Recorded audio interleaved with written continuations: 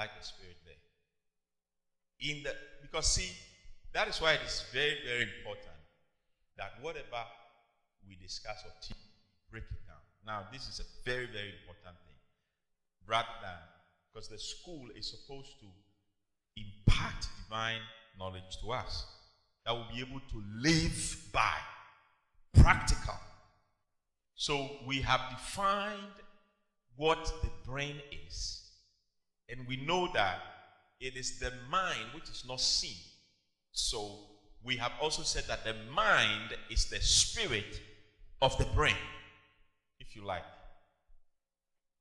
Because the mind is a transient being. Just like man is a spirit, he lives in a body, and he has a soul. So what we see in relation to the brain, like the brain is seen, the body is seen, but the real you and I is not this thing. What drives this, like we learned last Friday in prayer, what drives this is the mind. Those of you who are here, it's the mind. So if I will pray and I demand answers from heaven, there has to be that transient entity that is able to relate with or to the Spirit of God and drive it, because there's a desire in my inmost being that I want to see or happen. So I am tapping into the spiritual from the standpoint of the natural. Okay. Man is a spirit, number one. So we can say that the driver, because according to this topic or subject, the mind is the driver. So man is a spirit. First and foremost, he lives in a body and he has a soul. Okay? Now the soul and the mind is related. They work hand in hand. But that is not what we are discussing now. They work hand in hand because the soul is not seen. You can never see the soul. The soul is a spiritual entity, as well as the mind. But the brain you can see. Okay? So in prayer, I tap into the supernatural from the standpoint of the natural. Because why? I use my mouth, which is physically seen, to put together words that are not seen. The words that I speak, you can't see, but you can hear and make sense out of it, because whatever you hear goes into the brain, and the mind, which is the driver, processes the information to the extent that it generates some force. Or you can call it generates willpower to do. So in effect, for the mind to be activated to do the extraordinary, which is that they be of the same mind, because it is very difficult for people to be of the same mind. And the reason, everybody is Lord in themselves, in their own capacities, right? So for us to be of the same mind, we have to process the information to the level and the extent that it will generate power. I mean, in the brain, to drive us to do. You are thinking different. I like that. Do you understand, or you want me to go over again? What do you have to say? What do you have? Do you understand? Do you understand? Does it make sense? Yes, ma'am. Yes.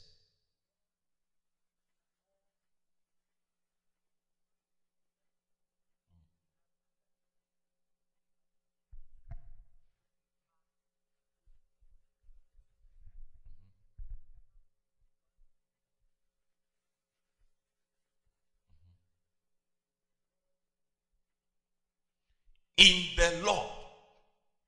have something to say? You're still processing the thing.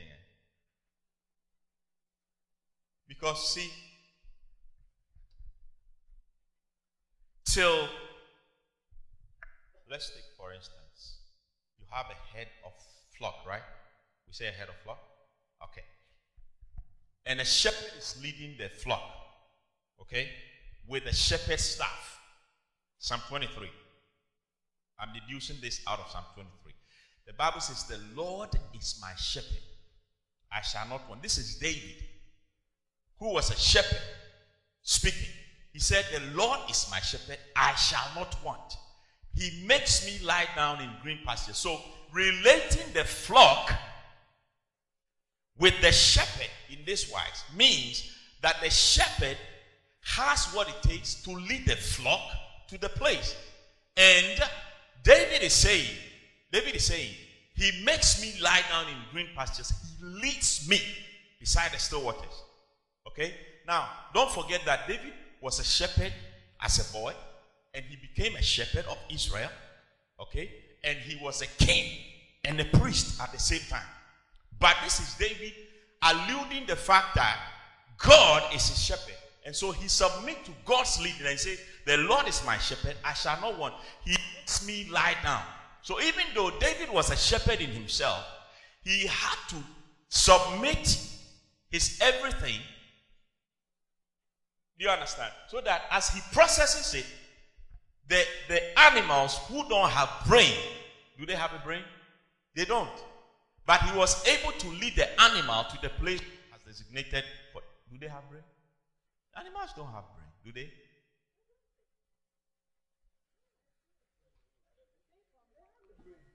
And brain?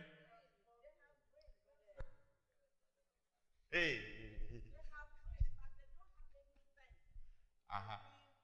What is the use of a brain without sense?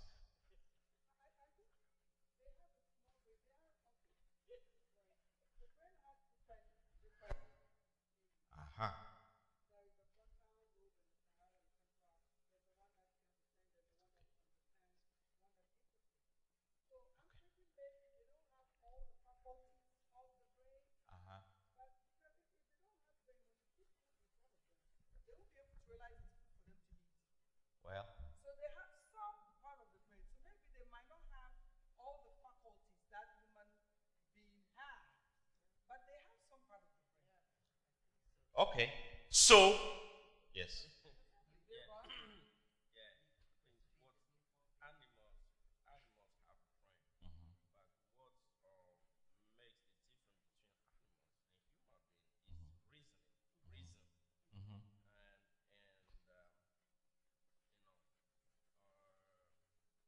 Concerning that one too, like it's different from one space of animal to another.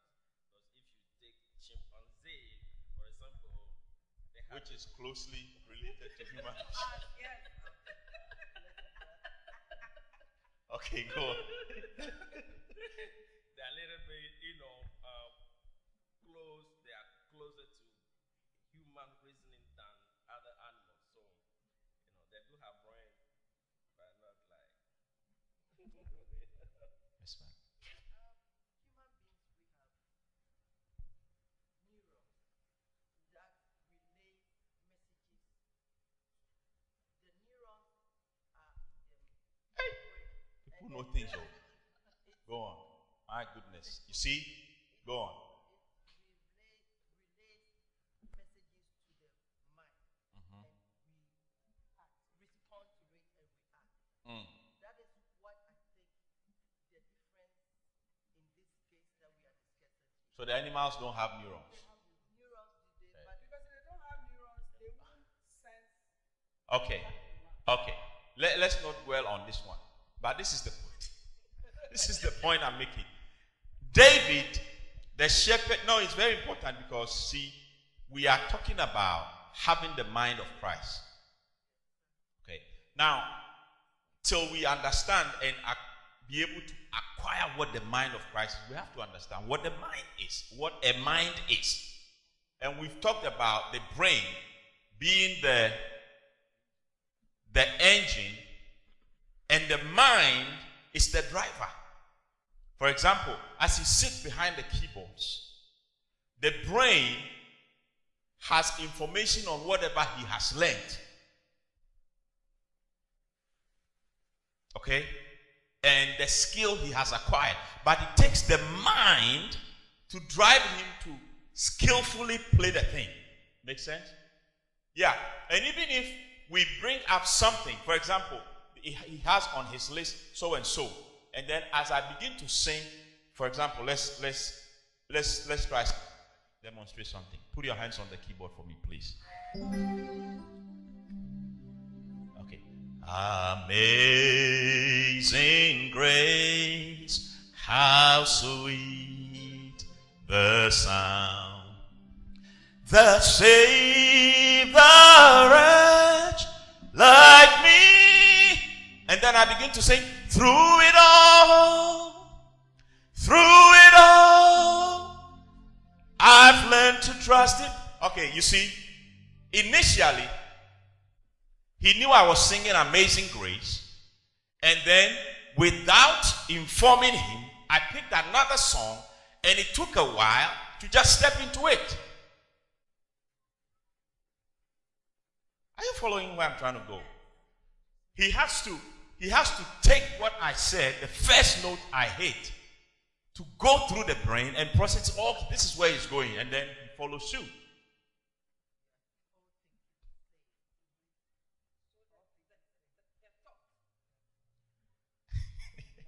I like this class today. My goodness.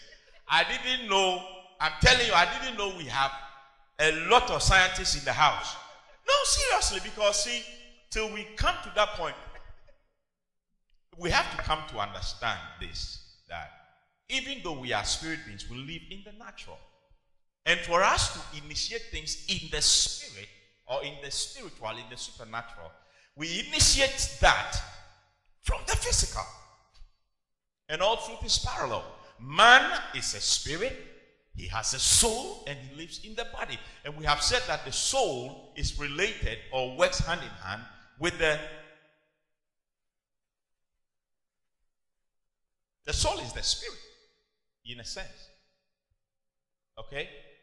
So, what is the mind of Christ? That's where we are going. But before we get there, the Bible says, Philippians 4. Oh, the engineer is sitting here.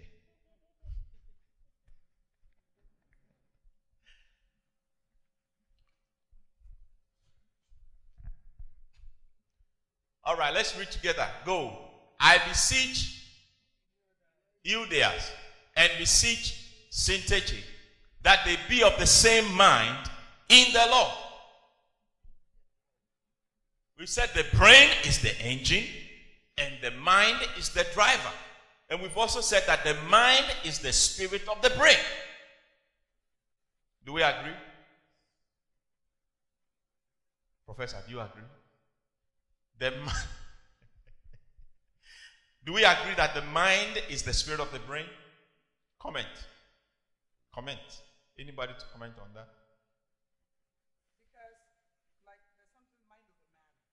Mm-hmm. Whatever your mind processes in your brain is what sticks with you. Mm. So, if your mind tells you that, no, I can't jump this, then you process your brain that you cannot jump. And you can never jump. How the amount of effort you make, you still have that concept that I cannot jump. That's why, like, for example, in researches, we do placebo and we do the real pills. But they're all white and brown. So nobody knows what they're taking. But the fact that somebody's mind will tell them that, oh, I took 3 pills today and I got better. Even though it's a placebo, it's not the real thing, they get well. And it's because that